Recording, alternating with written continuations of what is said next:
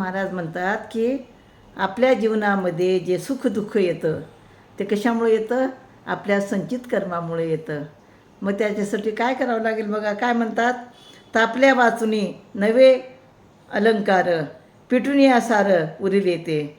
मग कदा काळी नवे शुद्ध जाते, नशे शत्रू होती मित्रतेची. कलेवर बरे भोगू द्यावे भोगा, फसिले ते रोगा हाती सुटे. तुका म्हणे मन करावे पाळेल, राहावीचे जाळ शिजेवरी. तर सोने तापवले की त्यातील हिनकस पदार्थ निघून जातो, म्हणजे सोनं शुद्ध होतं. मग त्याला ठोकून त्याचे अलंकार केले जातात, त्याचे दागिने बनवले जातात. असे जर केले नाही तर सोने कधीही शुद्ध जातीचे होत नाही. म्हणजे सोन्याला शुद्ध करायचं असेल तर त्याला तापवावंच लागतं.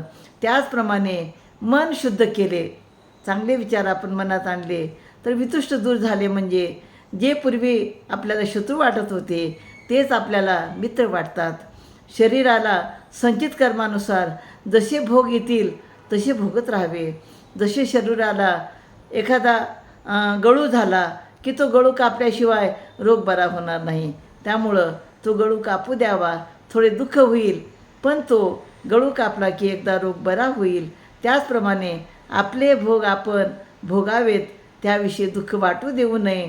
तुकाराम महाराज म्हणतात की मन दड करावे, म्हणजे स्वयंपाक करणारा जसा अन्न शिजेपर्यंत त्या अग्नीची धग सहन करतो त्याप्रमाणे साधकाने साधना करताना पुष्कळ गोष्टी सहन कराव्या लागतात.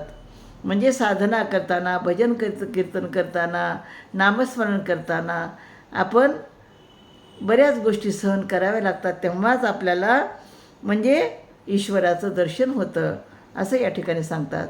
रामकृष्ण हरी.